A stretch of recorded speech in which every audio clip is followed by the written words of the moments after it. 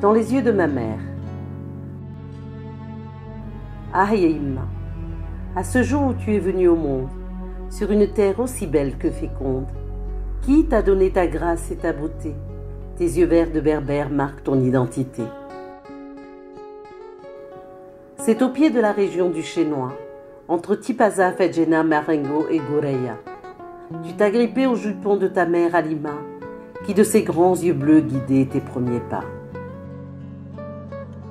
D'après tes souvenirs, ta jeunesse était un paradis, au milieu des champs de blé et des figues de barbarie. Les oliviers majestueux te faisaient la révérence, pour ta robe berbère saluer ton élégance. Ah Yaïma, à l'aube de tes 16 ans, tu quittais ta maison. Tu allais épouser ce berbère distingué. Tu laissais tes parents pour changer d'horizon, puis 2 années écoulées de ta vie de mariée. Un matin au printemps, tu devenais maman, sans aucune notice comme une parfaite nourrice. Tu donnais la vie à une petite fille, une parfaite Imma pour surmonter les aléas. Un jour, ton mari devenait militaire. Il fallait cohabiter avec Saada, ta belle-mère. C'est la guerre d'Algérie. Grand-père vient d'être enlevé. Par des hommes armés, vous ne l'avez jamais retrouvé. Ah, Yaïma, les hommes en danger ont dû fuir le village. Que se passe-t-il et pourquoi tant de rage? Le pays du soleil serait-il orageux? Il faut vite le quitter et faire ses adieux. Tu racontes les youyous et les cris de douleur. En voyant le port d'Alger s'éloigner, quelle torpeur. Les pleurs, les hurlements pour ceux qui laissaient des proches. Les passagers se bousculaient avec une simple baloche. Les personnes âgées piétinaient lentement le macadam. Le regard hagard, le cordide et la vagadame. Les bateaux éventrés d'un peuple exilé. Pourquoi tout d'un coup les gens s'insurgeaient? Ah Yaïma, le calvaire venait de commencer. C'est sous des tentes infectes que l'on vous a entassé. Et pour seul décor des cafards qui ornaient vos lits, est-ce ainsi que l'on remercie les justes ou les bannis?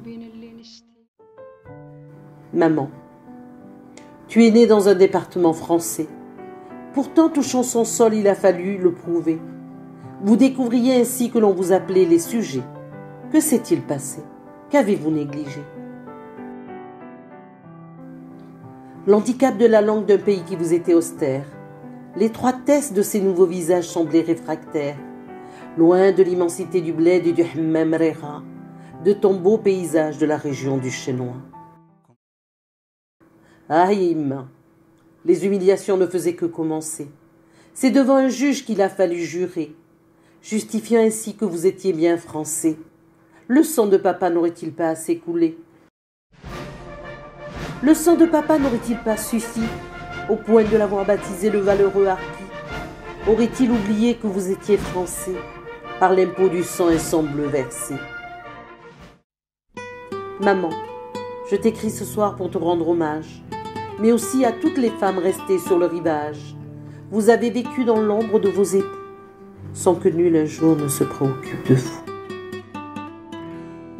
Ah Yaïma, on ne parlait que de vos maris, on les appelait nos valeureux harkis.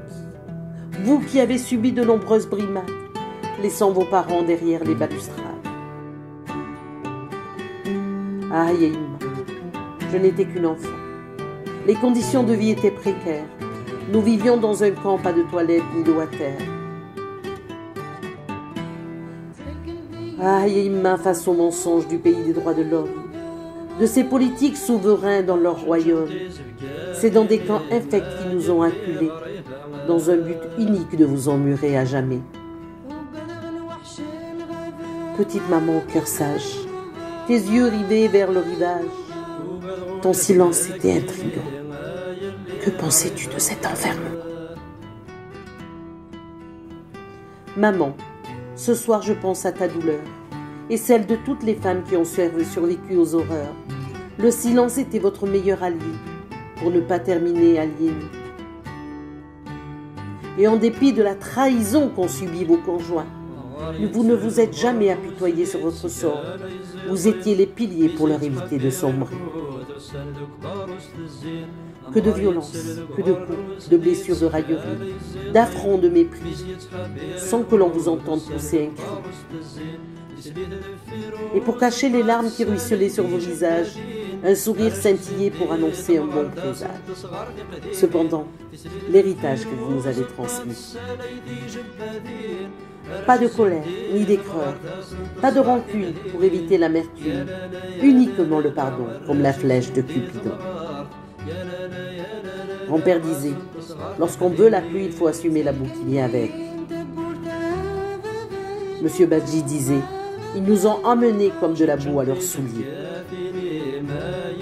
À ma mère, à toutes les mamans, à toutes les femmes qui ont été les dommages collatéraux des guerres. Cynthia Hamoudi.